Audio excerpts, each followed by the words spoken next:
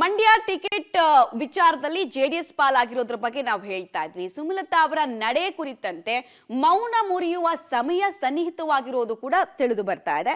ಪ್ರಮುಖವಾಗಿ ಮೌನ ಮುರಿಯೋದಕ್ಕೆ ಮಂಡ್ಯ ಸಂಸದೆ ಸುಮಲತಾ ಅವರು ಇಂದು ಮುಂದಾಗ್ತಾರೆ ಅನ್ನೋದು ತಿಳಿದು ಬರ್ತಾ ಇರುವಂತಹ ವಿಚಾರ. ಮಂಡ್ಯ ಟಿಕೆಟ್ ಕೈ ತಪ್ಪಿದ ಹಿನ್ನೆಲೆಯಲ್ಲಿ ಬೆಂಬಲಿಗರ ಸಭೆಯನ್ನು ಸುಮಲತಾ ಅವರು ಕರೆದಿದ್ದಾರೆ. ಇವತ್ತು ಸಂಜೆ ಮಂಡ್ಯ ಬೆಂಬಲಿಗರ ಸಭೆಯನ್ನು ಕರೆಯಲಾಗಿದೆ. ಬೆಂಗಳೂರಿನ ತಮ್ಮ ನಿವಾಸದಲ್ಲಿ ಸಭೆ ನಡೆಸಲಿರುವ ಸುಮಲತಾ ಅವರು ತಮ್ಮ ಮುಂದಿನ ನಡೆಯ ಬಗ್ಗೆ ಬೆಂಬಲಿಗರ ಜೊತೆಗೆ ಸಮಾಲೋಚನೆಯನ್ನು ನಡೆಸಲಿದ್ದಾರೆ.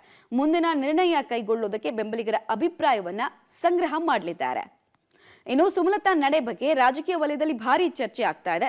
ಸುಮಲತಾ ರೆಬಲ್ ಆಗ್ತಾರಾ ಅಥವಾ ನ್ಯೂಟ್ರಲ್ ಆಗಿ ಇರ್ತಾರಾ ಅಥವಾ ಮೈತ್ರಿಗೆ ಬೆಂಬಲನ ಅನ್ನೋ ಚರ್ಚೆ ಮುನ್ನೆಲೆಗೆ ಬರ್ತಾ ಇದೆ. ತೀವ್ರ ಕುತೂಹಲವನ್ನ ಕೆರಳಿಸ್ತಾ ಇದೆ.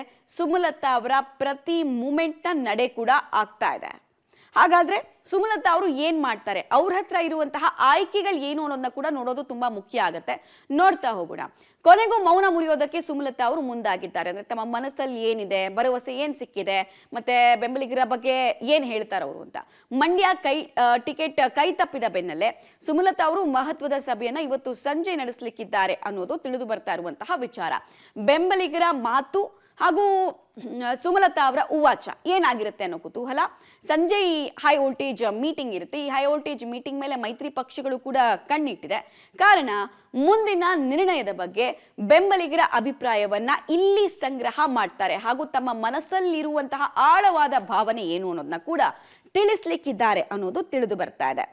ಸೊ ಅವ್ರ ಹತ್ರ ಇರುವಂತಹ ಆಪ್ಷನ್ ಎರಡೇ.